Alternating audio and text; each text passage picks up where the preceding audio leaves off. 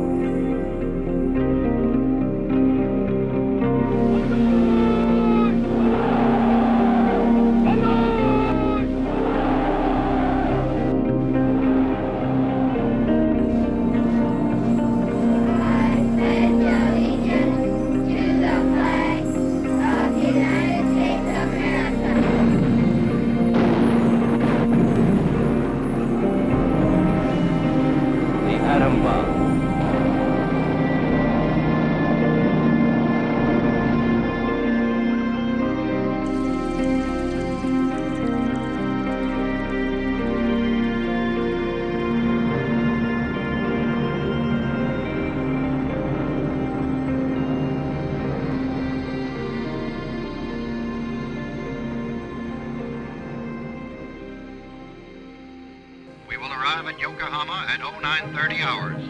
We will arrive at Yokohama at 0930 hours.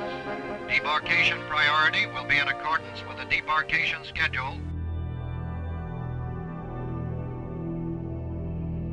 General Douglas MacArthur arrived at Atsugi Naval Aerodrome near Yokohama on August 30th, 1945.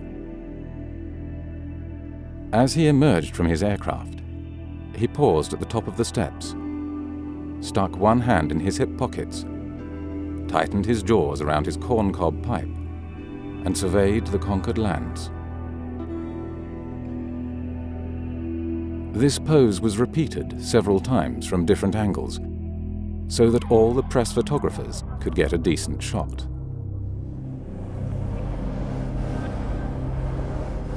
Democracy was to be instilled in the Japanese people, as though they had never heard of it. Are problems in the brain inside of the Japanese head. These brains, like our brains, can do good things or bad things, all depending on the kind of ideas that are put inside.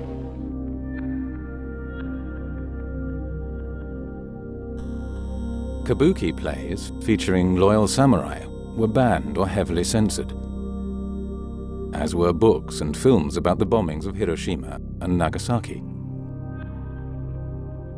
Satirical cartoons of MacArthur and mention of occupation censorship were strictly forbidden. The Commission finds you guilty as charged and sentences you to death by hanging. Yamashita himself thanked the Commission for the fairness of his trial. Prime Minister at the time of the war in the Pacific, General Tojo, remarked during his trial, "None of those Japanese would dare act against the Emperor's will." The cross-examination was immediately cut short, and a week later, Tojo dutifully stated that the Emperor had always loved and wanted peace. General Hideki Tojo, who assumed official responsibility for the conduct of the war and did everything possible to exonerate his emperor. MacArthur would later remark to the US Senate that in terms of modern civilization, the Japanese were like a 12-year-old boy.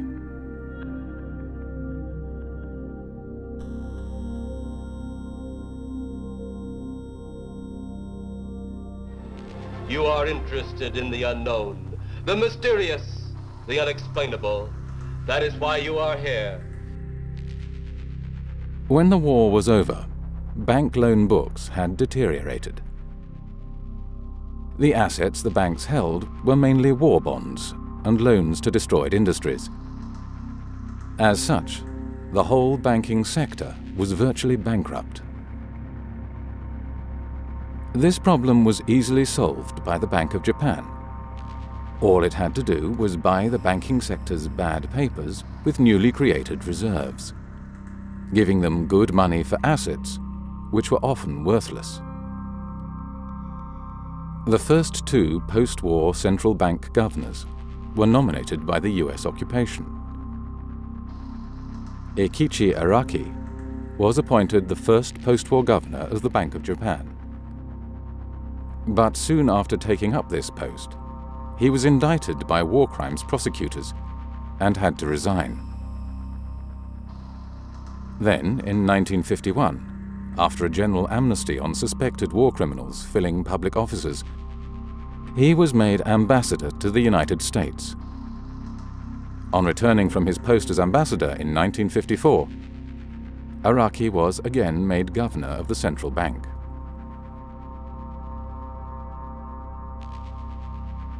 After the 1951 amnesty for war criminals, much of the Japanese wartime bureaucracy was returned to their wartime positions. This included wartime politicians and most Home Ministry bureaucrats who had been in charge of the thought police, a number of which moved to the Education Ministry. Japan is the key to the fate of the Far East. Once again, for the second time in the march of modern history, those words have urgent reality. In order to avert the kind of rural unrest that was helping the communists in China, the Americans initiated the redistribution of land from big landowners to their tenants. The capitalist elite in Japan, known as the Zaibatsu, were purged as supporters of a criminal war and prohibited from further business activity. Basically, the fascist policies of the 30s that the reform fascist bureaucrats could not implement during the war even. Yes. The US occupation managed to complete, like the land reform and right. The Zaibatsu policy. Yeah, it's a very funny encounter of Japanese wartime fascists and American New Dealers.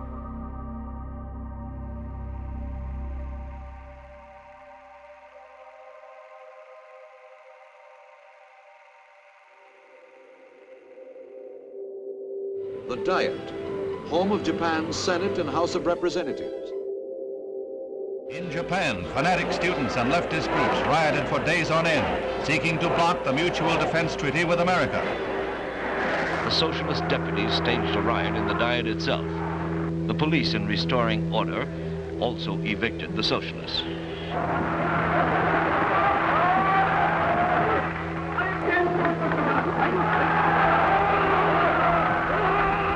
The speaker was carried to the platform and called to order the session that approved the treaty.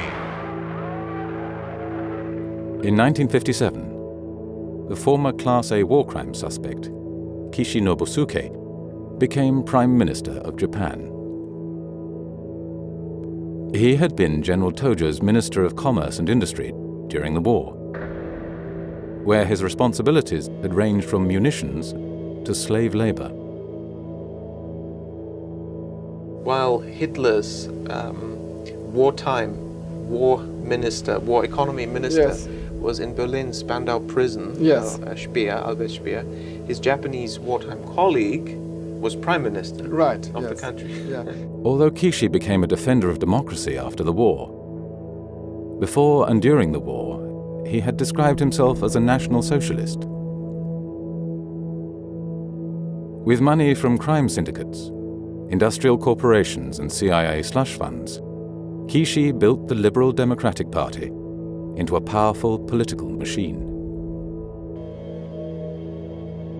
In Japan, many of the most important post-war economic and political leaders came from an elite group of wartime bureaucrats, the very same people who had pushed Japan into the war. The Liberal Democratic Party stayed in power for almost 40 years. Welcome home in Japanese to these American soldiers. After a tour of duty in Korea, they are returning to their base in Japan, where once, a short time before, they were stationed as occupation troops. And how do they return? How are they received by the people whose land they occupied? Not as overlords, not as antagonists, not as men who are distrusted and feared and resented, but as friends.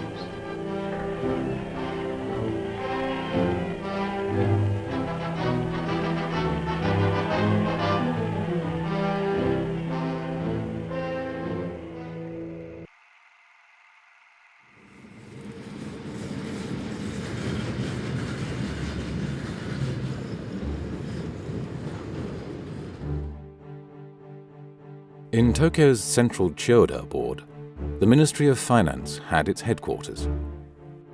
From here, the ministry controlled most aspects of economic life in Japan. The Ministry of Finance was the most powerful ministry, and the Bank of Japan had to report to the Ministry of Finance. Ministry of Finance officials elicited deep and hushed exclamations of awe and respect. And former ministry bureaucrats obtained influential posts as heads of private and public institutions. But in one area, the ministry did not have actual control, and that was the quantity of credit creation and its allocation, which was decided by the Japanese central bank, the Bank of Japan. They told the Ministry of Finance and the public and the journalists, we run monetary policy through interest rates. And they let the Ministry of Finance rein in their interest rate policies. But the rule was done through not interest rates, which is the price of money, it was done through the quantity of money.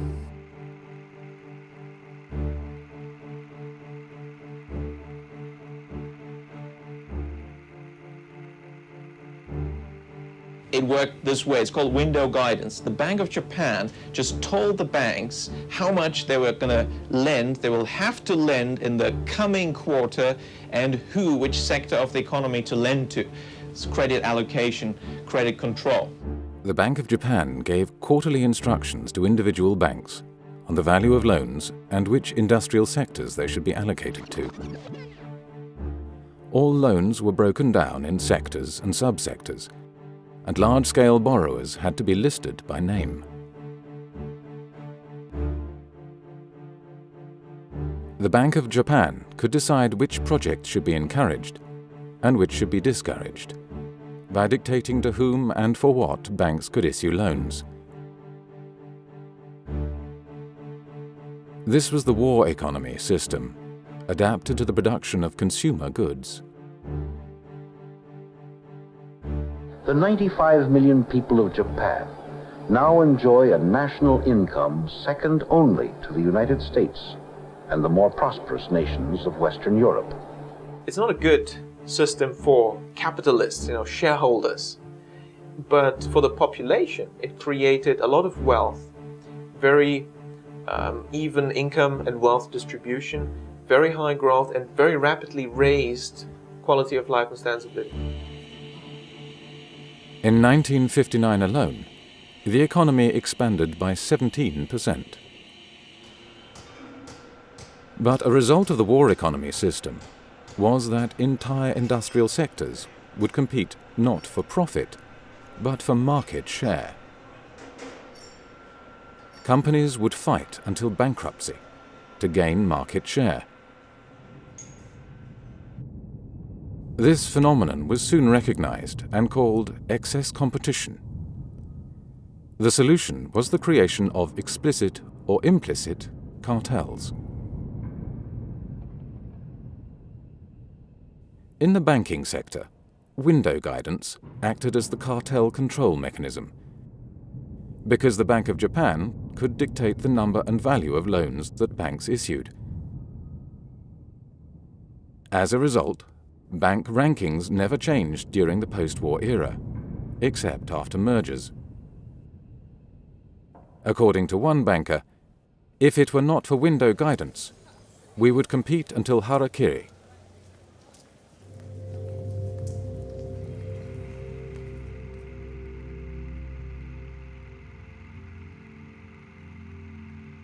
The U.S. current account deficit surges to its highest level in 9 years. The size of the increase took many economists by surprise.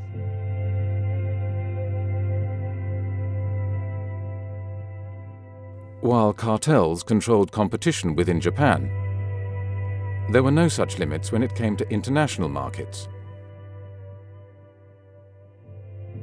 Japanese corporations soon became dominant in many markets in the world. In America, formal congressional hearings were held under the title Japanese Productivity Lessons for America. Leading economic theories indicate that only free markets can lead to success. But Japan rose within decades to become the second largest economy in the world, without relying only on the invisible hand of free markets. Japan's post-war economy was a fully mobilized war economy, with production shifted from weapons to consumer goods.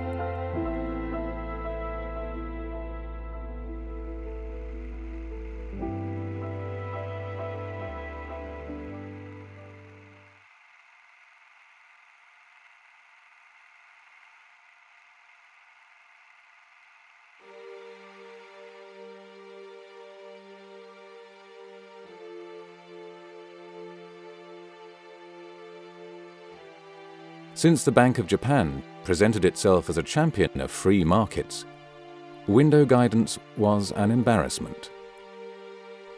Official publications either failed to mention it or downplayed its role by calling the credit controls voluntary. Whenever the Ministry of Finance would inquire about the Bank of Japan's credit creation and allocation policy, Bank of Japan staff would engage in complex discussions, full of technical jargon, to make the process appear impenetrable to non-experts.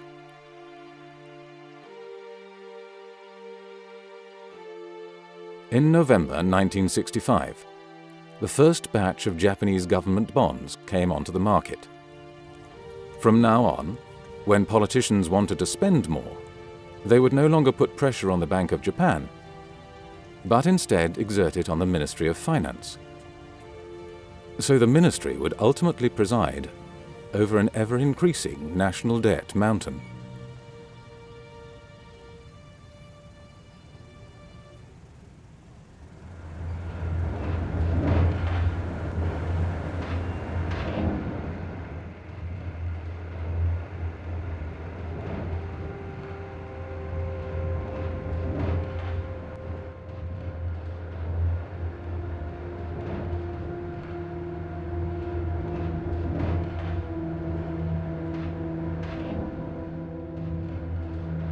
The 1980s was an era of financial deregulation in the industrialized world.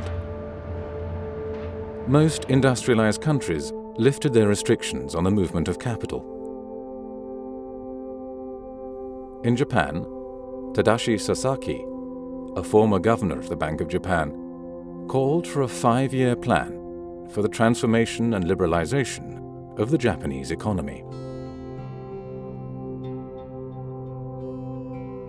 Then, in 1986, the Advisory Group on Economic Restructuring, headed by the former Bank of Japan governor, Haruo Maekawa, proposed a 10-year economic reform plan designed to make the living standards of Japanese more comparable to those enjoyed in the West.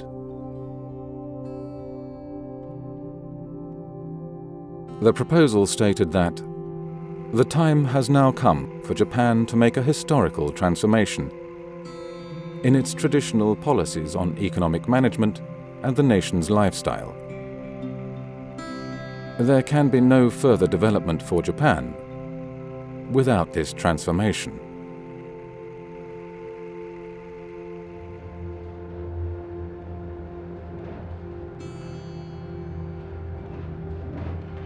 The report read like a wish list by US trade negotiators.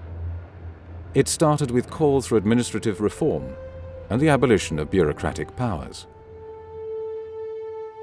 The goal was the transformation of the entire body politic, the abolition of the war economy system, and the introduction of a US-style free market economy. Those members of the advisory group who uttered dissent were relieved of their duties. Reports in the press were highly critical. Observers recognized the radical nature of the plan. It seemed far too ambitious. It was calling for a wholesale revolution of all parts of the Japanese economic, political, and social system.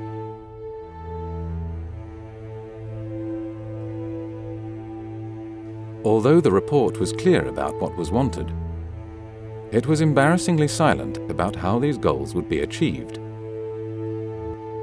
The only clue hidden in the report was, in the implementation of these recommendations, fiscal and monetary policy have a significant part to play. The Bank of Japan has always been on the record arguing that this typical Japanese system that we're so familiar with should be scrapped. It just should be entirely scrapped, and US-style capitalism should be introduced. Now, whether you agree with that or not is an entirely separate question, but the Bank of Japan certainly thinks it should be scrapped. And now the next question is, how do you do that? Well, the Ministry of Finance has been legally in control for most of the post-war era. We've got entrenched bureaucratic structures, politicians, and all these cartels and so on. That was the old system.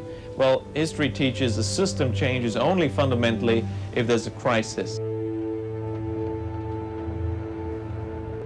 The Commission proposed that monetary policy should be used to promote a historic crisis, sufficiently large to overcome the vested interests of the Ministry of Finance, politicians, and corporate Japan. Every system has groups that benefit from it, and hence have no desire to change it. There is probably no country in the world that has changed its economic, social, and political system in a significant way without a crisis.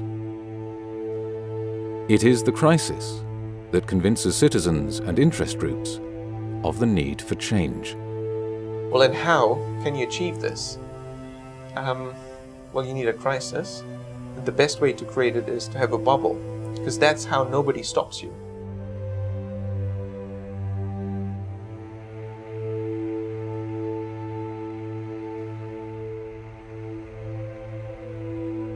The Bank of Japan began to significantly increase window guidance loan quotas. Average yearly loan growth quotas were close to 15% in the late 1980s. One city banker would later remark, "During the bubble, we wanted a certain amount of loan increases, but the Bank of Japan wanted us to use more." 当時は20代とか30代でそんなに年収300万ぐらいでも銀行がお金を貸してくれる、どんどん貸してくれるっていうそういう時だったから、すごい若いのにマンション2個も3個も持ってる人とかいっぱいいた。The credit boom caused not only a boom in real estate, but also in the stock market. Between 1985 and 1989, stocks rose 240%, and land prices 245%. By the end of the 80s, the value of the garden surrounding the Imperial Palace in central Tokyo was worth as much as the entire state of California.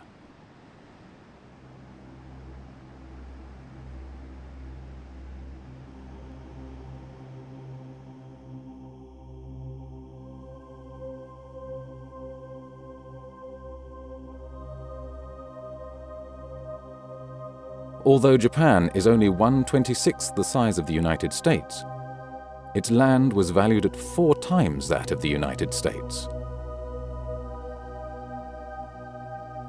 The market value of a single one of Tokyo's 23 districts, the Central Chiyoda Ward, exceeded the value of the whole of Canada.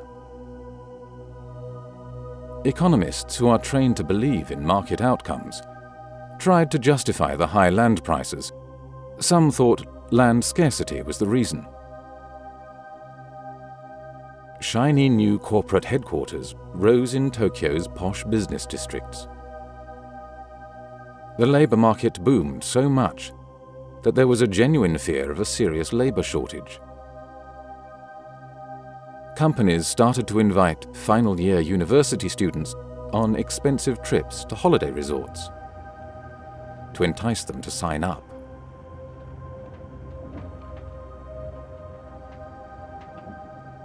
The politicians loved it. The Minister of Finance loved it. We had a boom, tax revenues going up. The companies loved it. Everything was wonderful in the bubble era. 毎日が本当にお祭りだった気がする。女子は飲みに行っても全部おごりだし、で帰りは必ずタクシー券をもらえたし、で電車で帰るなんて誰もしなかった。みんなが飲み会に行って、で上司からタクシー券をもらって帰るっていう。With asset and stock prices rising inexorably, even traditional manufacturers could not resist the temptation to try their hand at playing the markets. Soon they expanded their finance and treasury divisions to handle the speculation themselves. These company hedge funds, known as Zytec, used borrowed money to engage in property and share speculation. The frenzy reached such proportions that many leading manufacturers, such as the car maker Nissan, made more money through speculative investments than through manufacturing cars. Literally thousands of articles were written on the new Japanese miracle economy.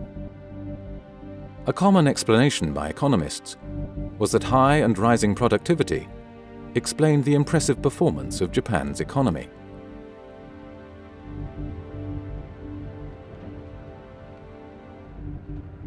Books on Japanese management techniques became international bestsellers.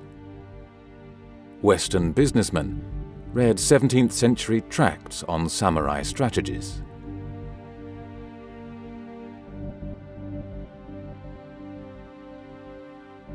In reality, Japan's stellar performance in the 1980s had little to do with management techniques. Instead of being used to limit and direct credit, window guidance was used to create a giant bubble.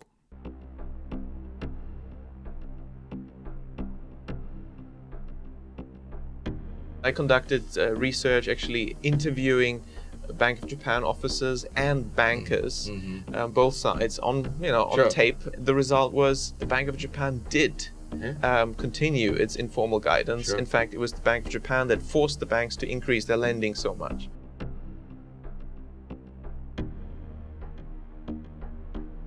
The Bank of Japan knew that the only way for banks to fulfill their loan quotas was for them to expand non-productive lending. In the words of one banker, if there is no demand for credit from low-risk borrowers, and we want to use up the quota, the risk gets worse. Another banker is quoted as saying that a side effect of the window guidance rule of loan increases was that the banks increased lending even when there was no loan demand.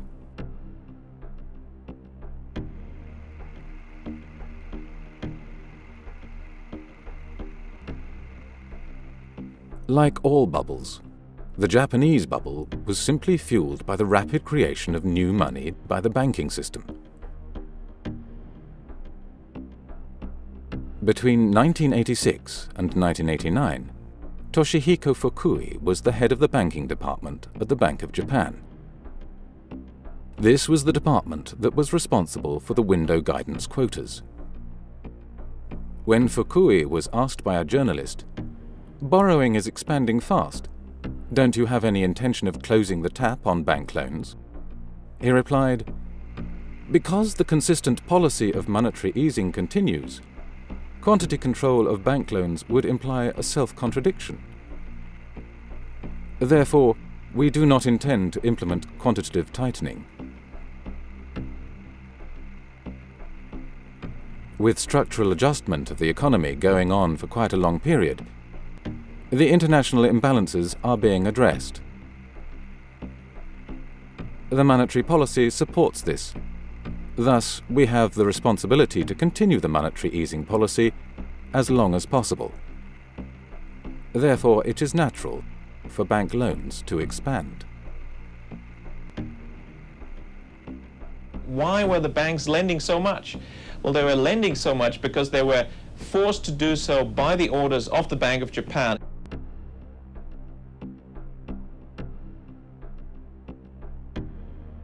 Normally, banks choose clients from among a large number of loan applicants.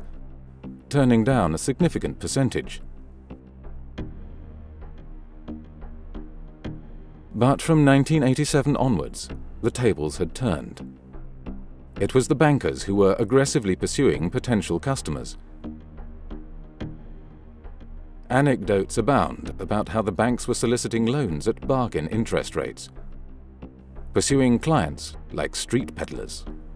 とにかく本当に銀行がすごくお金を借りてくださいっていう感じだったから、例えば結婚するからマンションを買うで、自分たちの予算組みをした時にそれの1000万ぐらい上乗せして大丈夫って、それでも返せるから。Bankers made increasingly exaggerated assessments of land value, so that the actual ratio of land value to loan often jumped to 300% or more. To the public, this was a strange phenomenon. People soon dubbed it excess money. Only economists, analysts, and those working in the financial markets or for real estate firms knew better. They dismissed such simplistic analysis. Land prices were going up due to far more complicated reasons than just excess money, they claimed. Ordinary people simply did not understand the intricacies of advanced financial technology.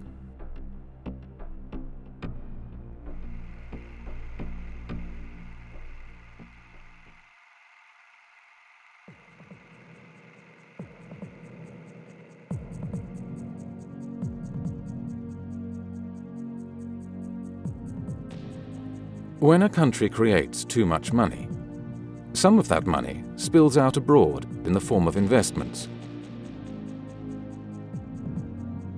In the 1980s, Japanese capital flows multiplied from a net inflow of more than $2 billion in 1980 to an outflow of $132 billion in 1986. Assets, including art objects and other valuables all over the world, became targets for Japanese buyers. There were high-profile purchases, such as the Rockefeller Center, Columbia Pictures, and Pebble Beach Golf Course. Japanese money bought a staggering 75% of all United States Treasury bonds auctioned off in 1986.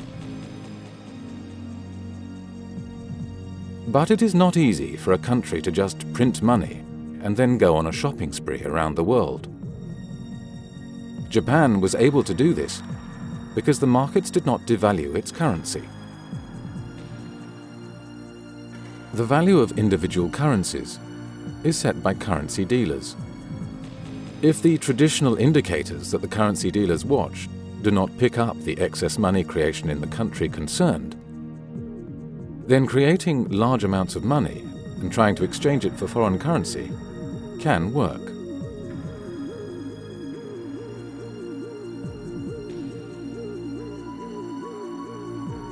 Japan had pulled off the same trick that the United States had used in the 1950s and 1960s, when US banks excessively created dollars. Corporate America used this hot money to buy up European corporations, while the United States had the cover of the dollar gold standard. Japan's cover was a significant trade surplus.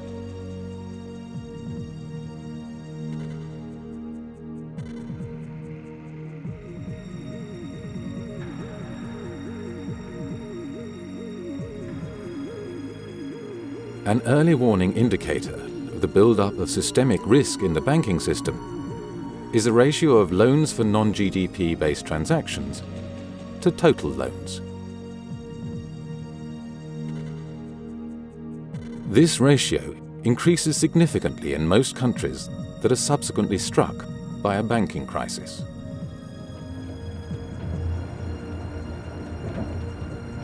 It was this same process that fueled the mortgage lending and house price booms in the United States and the United Kingdom in the 1980s and the 2000s. The same process also created the Golden 20s, In the 1920s, United States banks lent with stocks as collateral. The principle remains the same. As each bank took the stock price as a given, it created new money. With more money in the stock market, stock prices had to rise. Each bank thought it was safe accepting a certain percentage of the value of the stock as collateral.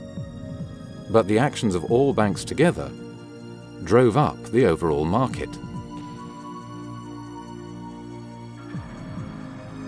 In Japan, total private sector land wealth rose from 14.2 trillion yen in 1969 to 2,000 trillion yen in 1989.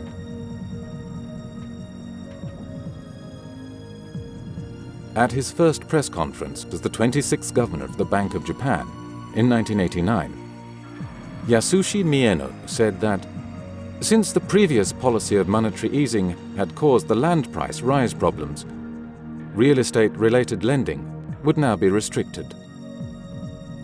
He looked around, looked at the bubble, asset prices rising, the gap between rich and poor is getting bigger. Let's stop it. His name was Mr. Mieno, and he was a hero in the press because he fought against this silly monetary policy.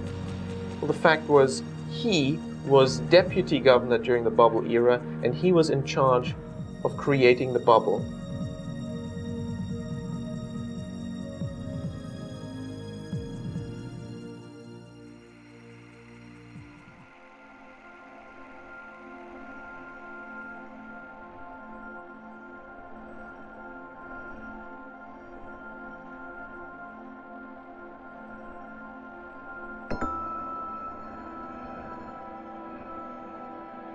All of a sudden, land and asset prices stopped rising.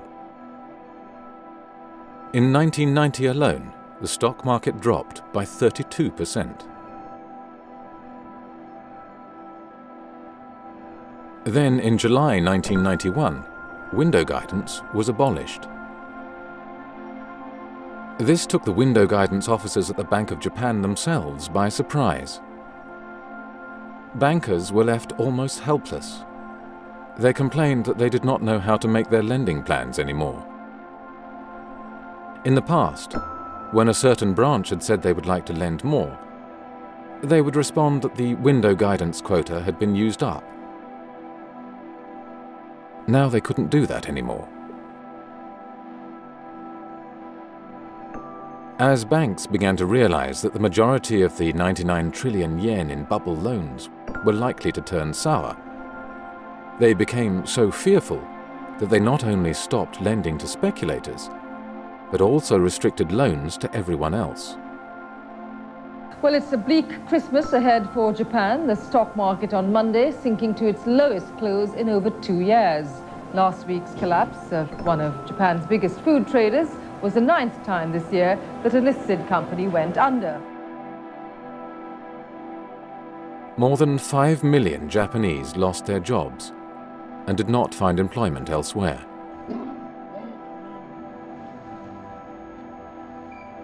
Suicide became the leading cause of death for men between the ages of 20 and 44. 毎日って言っても過言ではないぐらい首吊りしたりとかいなくなっちゃったりとか、そういう記事は、新聞紙面には流れましたね。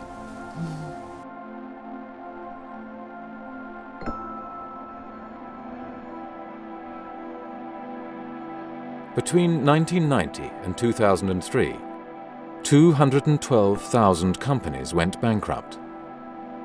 In the same period, the stock market dropped by 80%. Land prices in the major cities fell by up to 84%. Some economists seemed relieved. The downturn was evidence that Japan's economic system was not so successful after all. Meanwhile, the governor of the Bank of Japan, Yasushi Mieno, said that, thanks to this recession, everyone is becoming conscious of the need to implement economic transformation.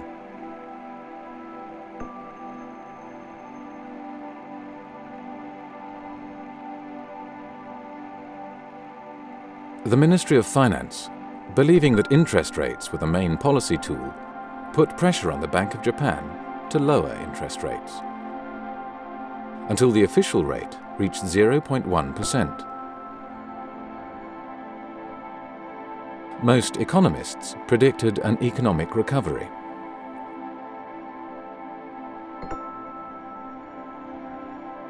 But despite frequent assertions in the financial press and by central banks that lower interest rates will stimulate growth and higher interest rates will slow growth, there is no empirical evidence for this relationship.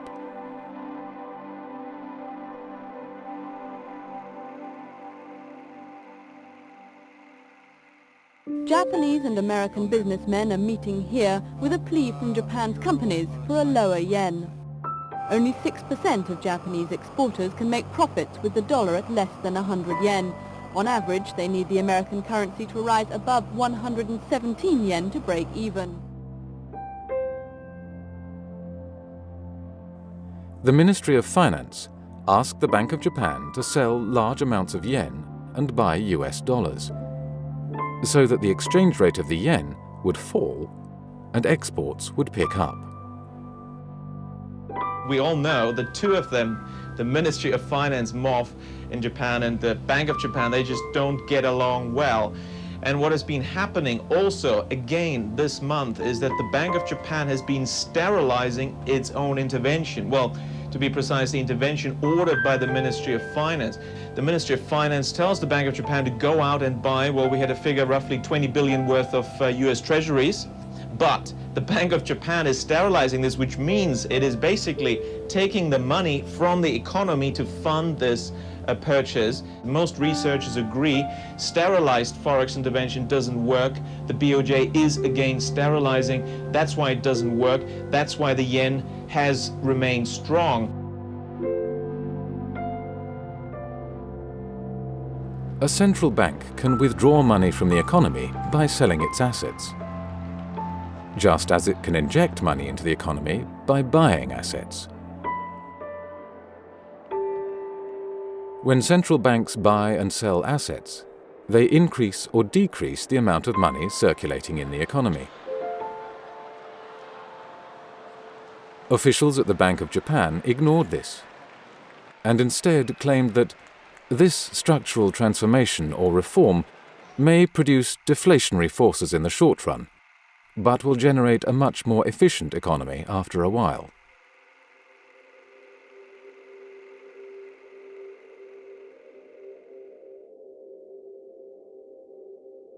Independent observers suggested that domestic demand had to be boosted by government spending, and then loan demand would also rise. For a decade, the government followed their advice, boosting government debt to historic levels. Between 1992 and 2002, 10 stimulation packages worth 146 trillion yen were issued. Mr. Richard Werner is chief economist at Jardine Fleming Securities in Tokyo. He joins us now to share his views on where the Japanese economy is heading. Mr. Werner, good evening to you. Thank you for joining us. The government was spending with the right hand, putting money into the economy, but the fundraising was done through the bond market, and therefore it took the same money out of the economy with the left hand. There was no increase in total purchasing power, and that's why the government spending couldn't have an impact. By 2011, Japan's government debt would reach 230% of GDP, the highest in the world.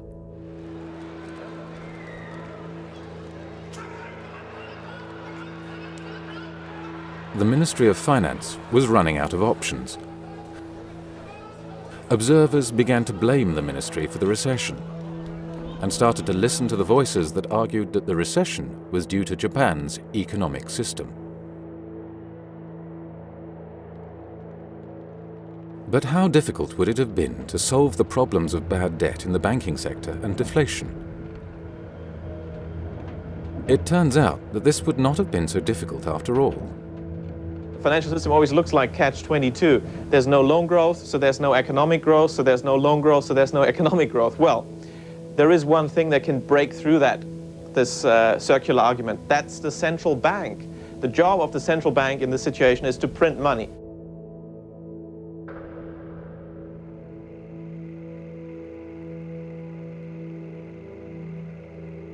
What we need now is more radical measures, and there are some painful ones, but there are also painless ones. The central bank could, for example, just buy all bad debts. At face value, Japan would have the strongest banks in the world. To bail out the banking sector, a central bank can buy up the bank's bad financial assets with newly created money, giving them face value for assets, which are often worth significantly less. This is what the Bank of Japan did after the war. Alternatively, money could be transferred to the banks by helping them make sizable profits. One way this can be achieved is for the central bank to corner a market, in effect, creating a mini-bubble in a certain market in which banks invest heavily, providing large profits for them. This turns out to be a relatively common technique by central banks to help their banking systems.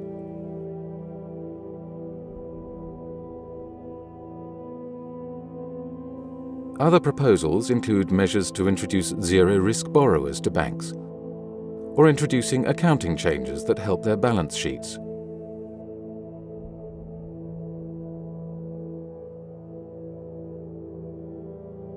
In Japan, the authorities and the Bank of Japan argued, as did the Western powers almost 2 decades later, that the taxpayer should foot the bill.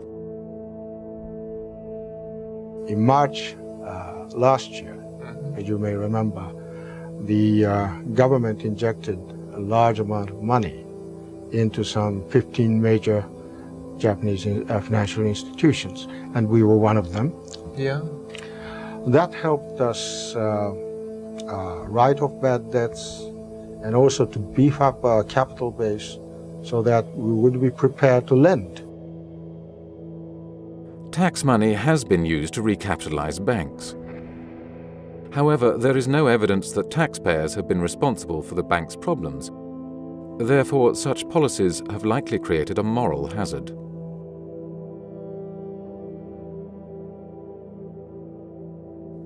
The money supply is determined by the net increase in money creation by banks and the central bank. If moral hazard dictates that the banking sector should not be bailed out, deflation and recession can still be avoided by the central bank. To do this, the central bank can increase the money supply. A central bank can increase the amount of money in an economy at any time, without limit, by simply buying assets from the private sector and paying with newly created credit. The Bank of Japan could, for instance, have bought real estate and converted it into public parks. And there is an opportunity here to solve 3 problems in one stroke. The economy needs money creation, the banks need to get rid of their bad debt, and the real estate sector needs some transactions. Well, what you can do is just have the central bank print money, buy the land from the banks, turn it into parks, and actually you solve another problem, quality of life in Japan. Even if the Bank of Japan had later sold these parks at a fraction of the cost, it would still have made money, because it costs a central bank nothing to create the money in the first place. Another option for injecting money into the economy is quantitative easing. Despite having all these options available, the Bank of Japan, at every stage, refused to implement policies that would have resolved the crises. When I was at the Bank of Japan 92-93 as a visiting researcher, I was convinced that this recession was going to get really bad. So any Bank of Japan guy who I could get to talk to me, I would ask, well, why aren't you printing more money? I noticed they were not printing enough money. And I met one guy who was quite open about that, and he said, Richard, yeah, sure, we could have printed more money, we could have created a recovery, but then nothing would have changed. Japan's economic structure would not have changed. Now, at that time, I still wasn't ready to believe that the Bank of Japan was seriously prolonging the recession on purpose in order to get structural changes. That just seemed a bit too wild. Finance Minister Masajiro Shiokawa has turned to the Bank of Japan, asking it to help stop deflation or fight deflation at least. The Bank of Japan consistently defied calls by the government, finance minister and prime minister to create more money to stimulate the economy and end the long recession. At times, the Bank of Japan even actively reduced the amount of money circulating in the economy, which worsened the recession.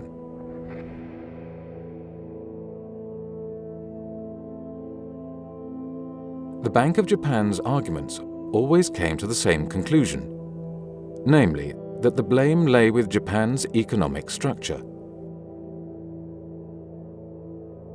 Central bank staff even argued that significant monetary easing could cause harm by inducing a further delay in the progress of structural adjustment.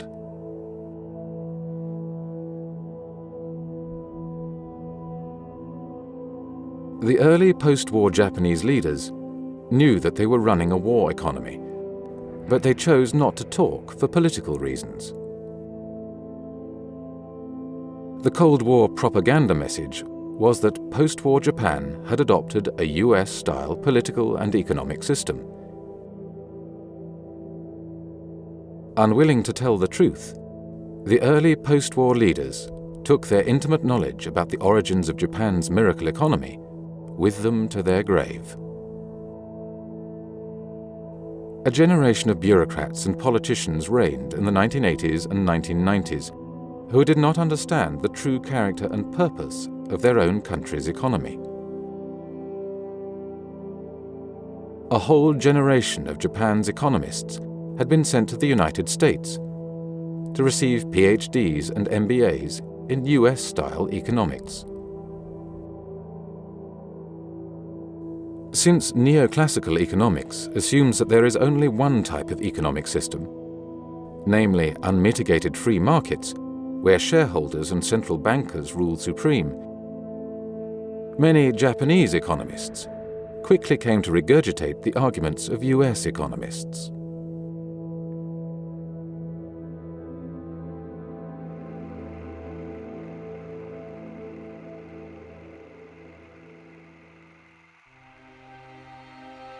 The US and Japan closed 2 days of insurance talks on Tuesday. Primary sector deregulation is needed to overcome the entrenched interests of large insurance companies, life and non-life, and the Ministry of Finance bureaucracy. They need to reach an agreement before December the 15th. After that date, the US has threatened to impose trade sanctions. Well, a key move analysts are expecting, the securitization of real estate.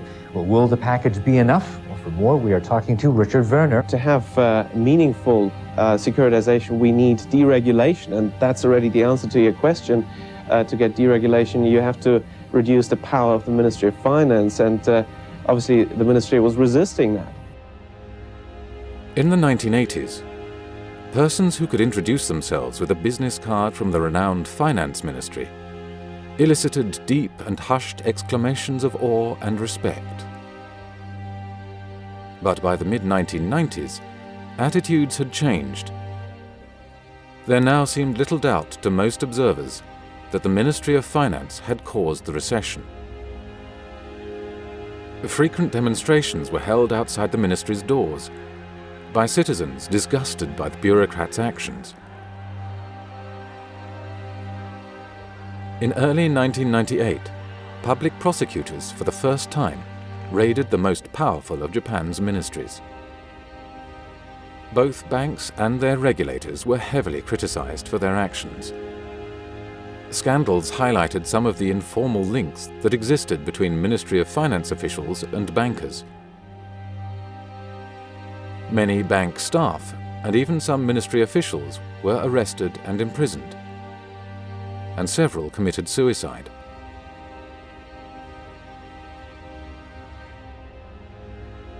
As central banker Masaki Shirakawa had explained, it is not easy to change the institutional framework and promote structural reform, since it necessarily involves the vested interests of all the related individual economic agents. While Yutaka Yamaguchi, a deputy governor of the Bank of Japan, had said that The Bank of Japan had faced the big dilemma that monetary easing would produce the mitigation of immediate risks, which in turn would result in a delaying of adopting ultimate solutions.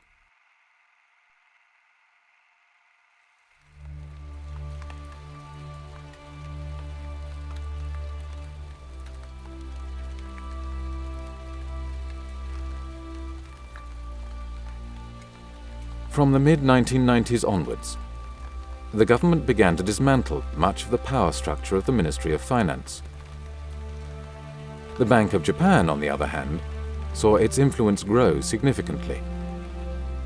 You have written just recently, there's no doubt in your mind, the central bank, the Bank of Japan, will be cut loose from the Ministry of Finance and become pretty much independent, putting it on a footing with other central banks. Briefly, why are you so sure? Basically, the Ministry of Finance, which had been controlling, legally at least, the Bank of Japan, I mean that's what the law says, has lost all credibility. The Ministry of Finance is being blamed for the creation of the bubble, for the long recession, and for many other problems which we had recently in Japan. Whereas the Bank of Japan has been out of the spotlight of public criticism, and it's using that now to say, well, the MOF has been bad, we need independence now. Richard, thanks very much. I have been speaking to Richard Werner, Chief Economist at Jardine Fleming Securities in Tokyo. Soon after his retirement from the position of Governor of the Bank of Japan in 1994, Mieno embarked on a campaign, giving speeches to various associations and interest groups. He lobbied for a change in the Bank of Japan law. His line of argument was to subtly suggest that the Ministry of Finance had pushed the Bank of Japan into the wrong policies. To avoid such problems in the future, the Bank of Japan needed to be given full legal independence. According to Mieno, making central banks independent reflected the human wisdom that had been nurtured by history. In 1998, monetary policy was put into the hands of the newly independent Bank of Japan. So you're saying that politicians as well as economists should be putting more pressure towards the Bank of Japan in order to create more money, but a lot of critics are going to say that that is intervening into the central bank's independence. What do you make of that? I think that's exactly right. That is intervening in the central bank's independence, and that's exactly what we need.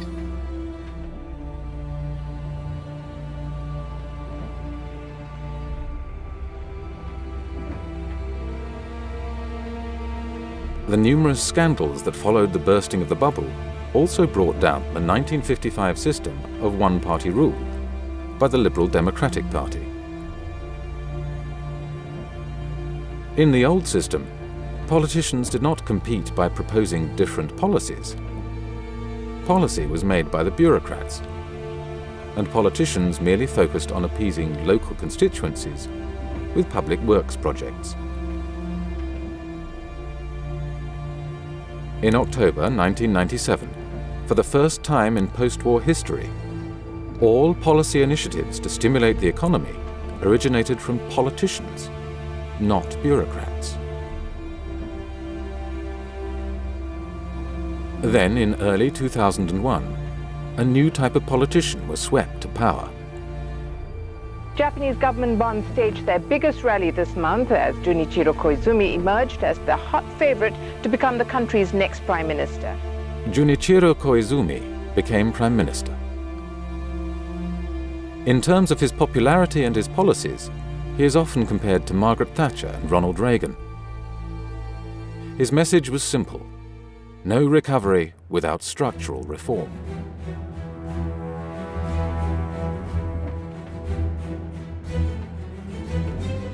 At the Geneva summit in July 2001, he said, "Some say recovery comes first, without reforms. But if the economy recovers, the will to reform will disappear. Therefore, after the elections, I will continue with the plan of no growth without structural reform." During 2001, the message of no economic growth without structural reform had been broadcast on an almost daily basis on the nation's TV screens. 先週開かれた G7 でも先月の日米首脳会談でも外国から要求されるのは日本の構造改革。確かにお隣韓国では経済危機のどん底で財閥解体などに取り組み、今や経済は急回復。だが韓国よりはるかに巨大で影響の大きい経済大国日本の構造改革はまだこれからだ。 Now everyone believes we need structural changes. We need to scrap Japanese-style capitalism to get a recovery. Why? It seems we tried all the policies. It seems we've tried everything, nothing works, so the system itself, the Japanese-style economic system, must be to blame, so we better get rid of it.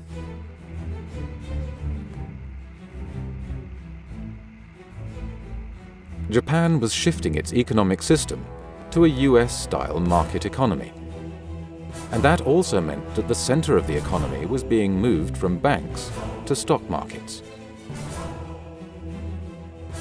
To entice depositors to pull their money out of banks and into the risky stock market, reformers withdrew the guarantee on all bank deposits, while creating tax incentives for stock investments.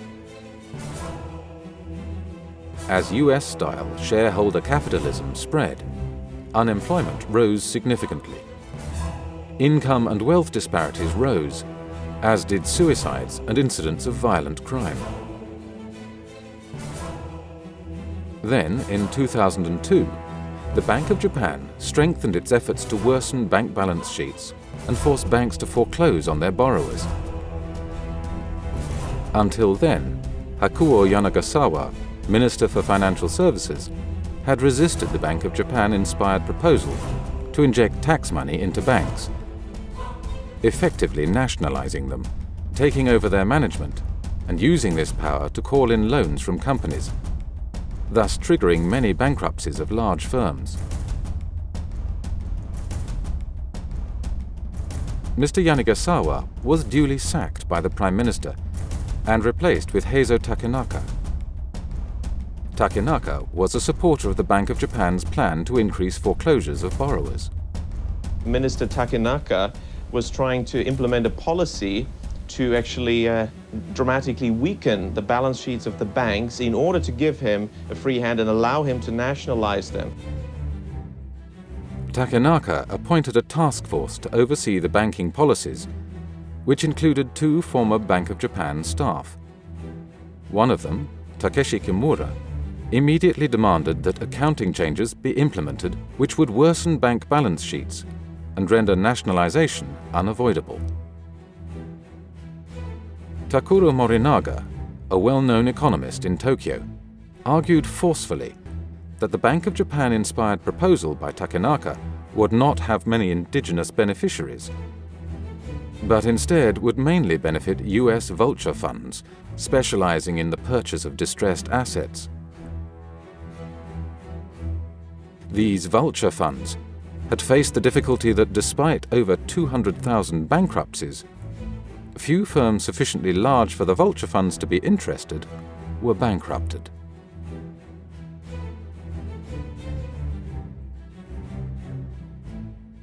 When Kimura's and Fukui's support for the bankruptcy plan was voiced, the former operated a private company that advised on the securitization of distressed assets, and the latter was an advisor of the Wall Street investment firm Goldman Sachs, one of the largest operators of vulture funds in the world. Mr. Fukui, also his mentor, Mr. Mieno, and his mentor, Mr. Maekawa, and you've guessed it, these are some of the princes of the yen that the book is all about. They have said on the record in the 80s and also throughout the 90s, what is the goal of monetary policy? It is to change the economic structure. Now, how do you do that? Well, you need a crisis, and that's really what they've done. They've created a crisis to change the economic structure. Richard, we're just out of time. I have to cut you off. Thank you so much, and we apologize. 当時はですね、3ヶ月に一度ですね、要はどれぐらい貸出額を増やすかということを各銀行が割り当てられるわけですね。で、窓口指導については、例えば A 銀行がいくら、B 銀行がいくらということで、これはもう明らかに命令といいましょうか、お宅の銀行はこれだけ増やせとっていうふうなことを言われるわけですね。バブルの原因は窓口指導なんですね。で、窓口指導は日銀が独立的に決めたものなんですね。The department responsible for the window guidance quotas at the Bank of Japan was called the Banking Department. And who was in charge of this? The man at the head of this banking department inside the Bank of Japan during the bubble from 86 to 89 was Toshihiko Fukui. Mr. Fukui, the current governor of the Bank of Japan. He's the man who created the bubble. When Fukui had become governor of the Bank of Japan, he would say, "While destroying the high-growth model, I am building a model that suits the new era." They have succeeded on all counts. If you look at the list of their goals, and it was more than a wish list, it was more or less a plan that they mapped out. They wanted to achieve. They've reached all those goals. Destroy the Ministry of Finance, break it up, get an independent financial supervisory agency, reach independence for the Bank of Japan itself by changing the Bank of Japan law, and engineer deep structural changes in the economy by shifting from manufacturing to services, opening up, deregulating, liberalizing, privatizing, the whole lot. In the 1920s, Japan's economy in many ways resembled today's US economy. With fierce competition, aggressive hiring and firing, takeover battles between large corporations, few bureaucratic controls, strong shareholders that demanded high dividends, and corporate funding from the markets, not banks. Yet throughout the post-war era, Japan's economy had been the opposite. Highly regulated, with cartels limiting competition, bank financing and cross-shareholdings reducing shareholder power, no takeovers, and a frozen labour market with lifetime employment and seniority pay. It was claimed that to end the recession and improve performance, Japan must shift from welfare capitalism back to shareholder capitalism. Yet it remains unclear why a country that had run a consistent and significant balance of trade surplus would need to change its economic system to become more competitive.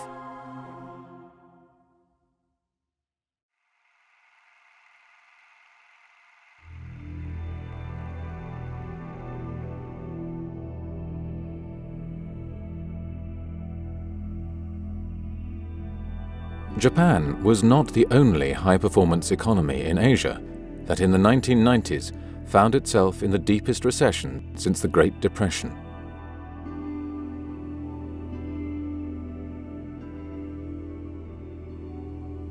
In 1997, the currencies of the Southeast Asian tiger economies could not maintain a fixed exchange rate with the US dollar. They collapsed by between 60% and 80% within a year. The causes for this crash went as far back as 1993.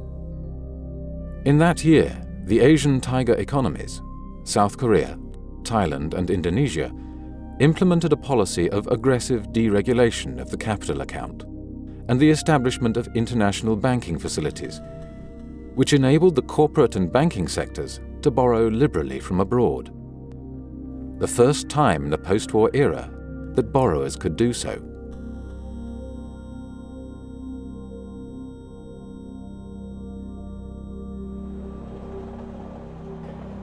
In reality, there was no need for the Asian tiger economies to borrow money from abroad. All the money necessary for domestic investment could be created at home. Indeed, the pressure to liberalize capital flows came from outside. Since the early 1990s, the IMF, the World Trade Organization, and the US Treasury had been lobbying these countries to allow domestic firms to borrow from abroad. They argued that neoclassical economics had proven that free markets and free capital movement increased economic growth. Once the capital accounts had been deregulated, the central banks set about creating irresistible incentives for domestic firms to borrow from abroad by making it more expensive to borrow in their own domestic currencies than it was to borrow in US dollars. Domestic local interest rates were higher than the US dollar interest rate. Okay, and the exchange rate was virtually fixed. It was the government and the central bank that said, we will maintain the exchange rate. That's right. That's right. Central banks of Thailand and other East Asian countries resisted exchange rate adjustment, and they tried to send a signal that they would protect the exchange rate. The central banks emphasized in their public statements that they would maintain fixed exchange rates with the US dollar, so that borrowers did not have to worry about paying back more in their domestic currencies than they had originally borrowed. When I went to Thailand, I was actually on an ADB mission as an outside consultant. I went straight to the Bank of Thailand and asked them, were there any informal credit guidance schemes? And they were surprised that I asked this question, because of my study of Japan, I thought perhaps there's something similar. And they told me, it was a young staff who perhaps wasn't aware of the politics involved. He said, yeah, we have this credit planning scheme. Banks were ordered to increase lending, but they were faced with less loan demand from the productive sectors of the economy, because these firms had been given incentives to borrow from abroad instead.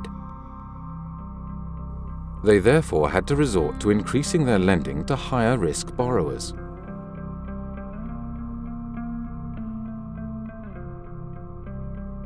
Imports began to shrink, because the central banks had agreed to peg their currencies to the US dollar. The economies became less competitive, but their current account balance was maintained due to the foreign-issued loans, which count as exports in the balance of payment statistics.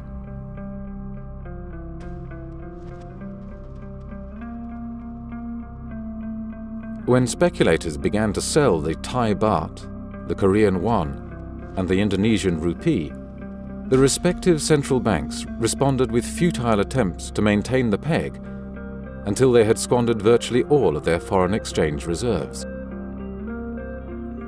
This gave foreign lenders ample opportunity to withdraw their money at the overvalued exchange rates.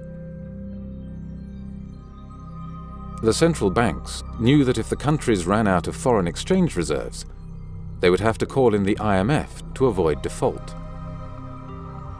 And once the IMF came in, the central banks knew what this Washington-based institution would demand, for its demands in such cases had been the same for the previous 3 decades. The central banks would be made independent. On the 16th of July, the Thai finance minister took a plane to Tokyo to ask Japan for a bailout.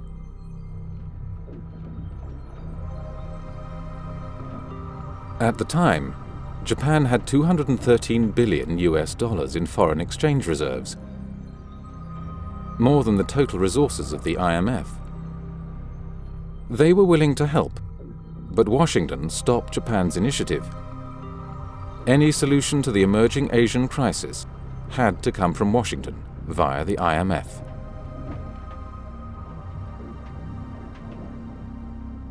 After 2 months of speculative attacks, the Thai government floated the baht.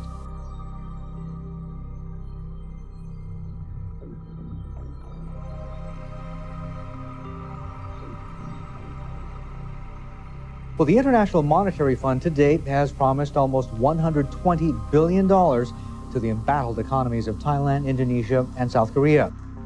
Immediately after arrival in the crisis-stricken countries, the IMF teams set up offices inside the central banks, from where they dictated what amounted to terms of surrender.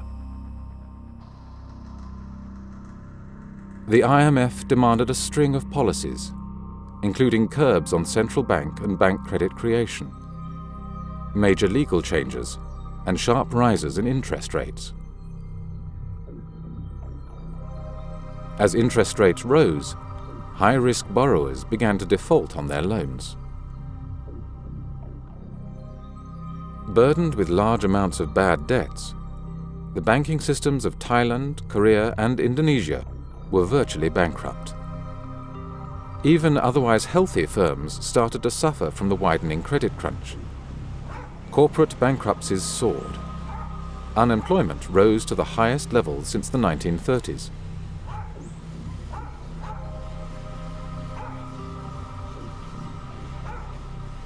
The role of the fund in coming to the rescue of ailing nations has been fiercely debated. Some have even accused the IMF of actually making Asia's economic crisis worse. Even if they have to subvert our economy, they will do so just to prove that they are right. The IMF has not been very helpful. The IMF knew well what the consequences of its policies would be. In the Korean case, they even had detailed but undisclosed studies prepared that had calculated just how many Korean companies would go bankrupt if interest rates were to rise by 5 percentage points. The IMF's first agreement with Korea demanded a rise of exactly 5 percentage points in interest rates. The IMF policies are clearly not aimed at creating economic recoveries in the Asian countries.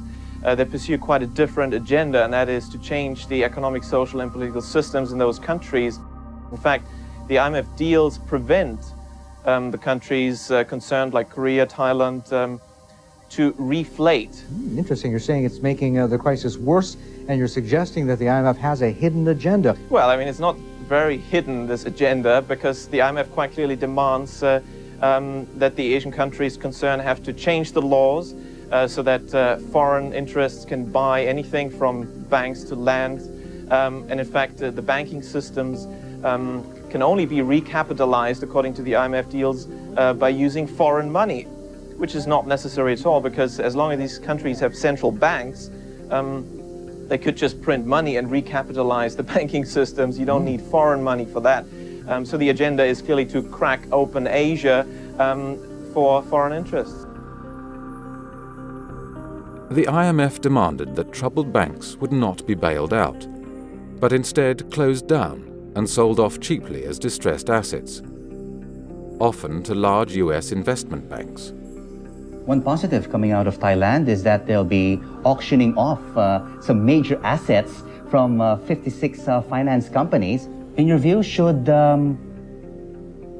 some of the owners from the 56 finance companies be allowed to buy back their assets? In most cases, the IMF dictated letters of intent explicitly stated that the banks had to be sold to foreign investors. And let me emphasize in that respect that these reform programs are the key, the absolute key, to restoring financial stability. For the first time ever, South Korea closed 5 banks in a major step toward meeting its IMF mandate. The number of commercial banks has declined, has been reduced as a result of closure, mergers, and acquisitions, and the foreign strategic investors are now in, which is a remarkable change.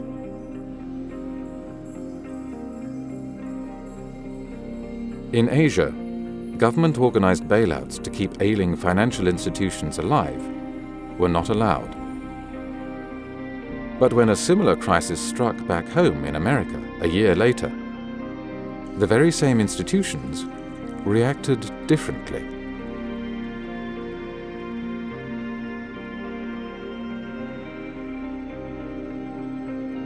The Connecticut-based hedge fund, Long-Term Capital Management, which accepted as clients only high-net-worth individual investors and institutions, had leveraged its $5 billion in client capital by more than 25 times, borrowing more than $100 billion from the world's banks. When its losses threatened to undermine the banks that had lent to it, with the possibility of a systemic banking crisis that would endanger the US financial system and economy, the Federal Reserve organized a cartel-like bailout by leaning on Wall Street and international banks to contribute funds so that it could avoid default. Yeah, I mean, you're right. The views from Washington and New York seemed certainly quite flexible, because soon after they told all the Asian countries no bailouts for financial institutions. When then long-term capital management, a hedge fund in New York, almost went bust, suddenly a bailout was organized, just contradicting what they'd said to the Asian countries. But they say that there are no public money used for LTCM. But the meeting was held famously inside the Federal Reserve, right? Why would the United States make demands on foreign nations in the name of the free market when it has no intention of enforcing the same rules within its own borders? The examples of the Japanese and Asian crises illustrate how crises can be engineered to facilitate the redistribution of economic ownership and to implement legal, structural, and political change.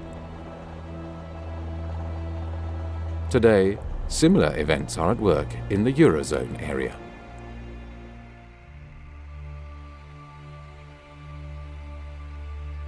Countries within the euro currency bloc have forfeited their right to a national currency and handed this power to the European Central Bank. With me here in the studio is Richard Werner. He's the professor at Southampton University.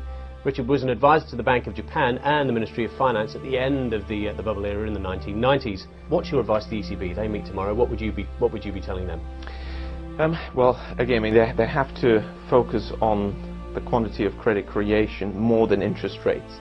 The ECB has a lot to learn from its past mistakes, because basically I think it didn't really watch carefully enough credit creation, where in Spain, Ireland, we had a massive credit expansion under the watch of the ECB.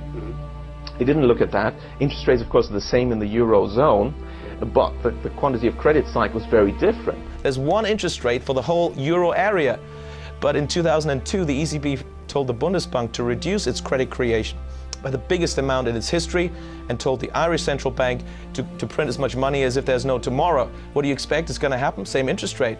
Is the same growth? No. Recession in Germany, boom in Ireland. Which one tells you that? Which variable? Credit creation. From 2004, under the ECB's watch, bank credit growth in Ireland, Greece, Portugal and Spain increased by over 20% per annum, and property prices skyrocketed. When bank credit fell, property prices collapsed, developers went bankrupt, and the banking systems of Ireland, Portugal, Spain and Greece became insolvent. The ECB could have prevented these bubbles, just as it could have ended the ensuing banking and economic crises, but it refused to do so until major political concessions had been made, such as the transfer of fiscal and budgeting powers from each sovereign state to the European Union. In both Spain and Greece, youth unemployment has been pushed up to 50%, forcing many youths to seek employment abroad. Greek doctors, for whose education Greek taxpayers have paid, now work in Germany. The deliberations of the ECB's decision-making bodies are secret. The mere attempt at influencing the ECB, for instance through democratic debate and discussion, is forbidden according to the Maastricht Treaty. The ECB is an international organization that is above and outside the laws and jurisdictions of any individual nation. Its senior staff carry diplomatic passports, and the files and documents inside the European Central Bank cannot be searched or impounded by any police force or public prosecutor. The ECB is well known among economists as one of the world's most powerful and least transparent central banks. Yet its former president, Jean-Claude Trichet, dealt with this problem by merely asserting that there was no problem. The ECB is one of the most transparent central banks in the world and has helped define the state-of-the-art of central banking in this domain, he claimed. gentleman over there. Yes, please. Good morning. My name is Richard Werner. I'm an economist. My question is for Monsieur Reshaped, who's also been for years member of the Governing Council of the ECB. The question is, where in the Maastricht Treaty or ECB statutes does it say that it's the job of the ECB to back structural reform or any other political agenda? I said very, very clearly, and we have all said very, very clearly, that we had no responsibility in this domain. We have a voice, and we say in this domain and in some others what we think. And perhaps if we can help in explaining from our side to the general people that they would be better off, perhaps it would help Europe embarking in this implementation of structural reforms, which is so important, and there is a consensus on that. The diagnosis, again, is a very, very, very large consensus on this point.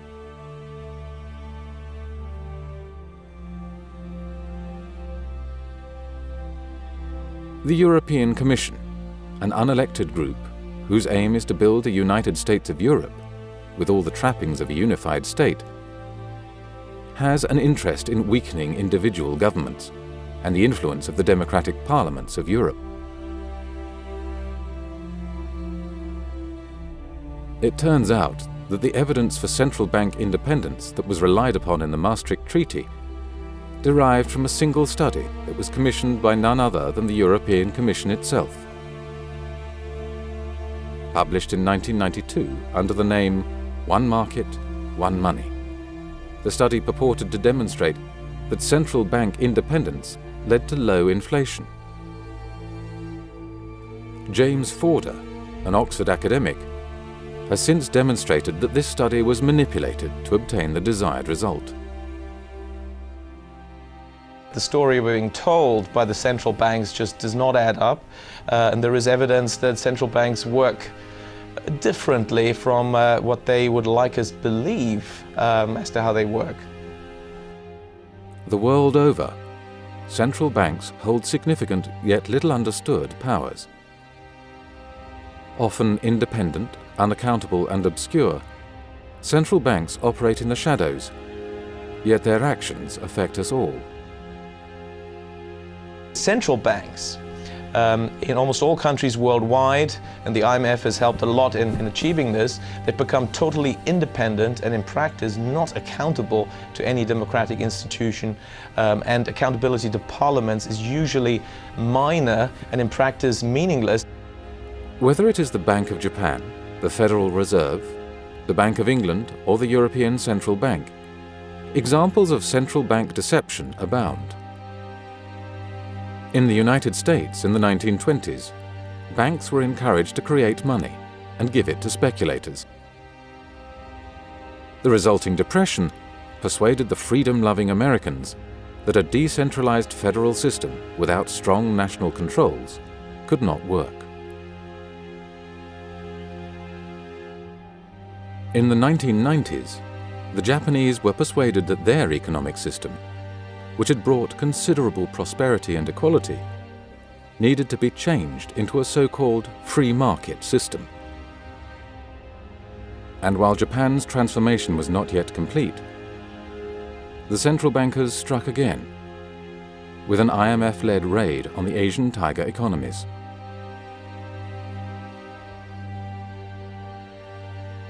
The present European debt crisis is yet another example of central bank deception.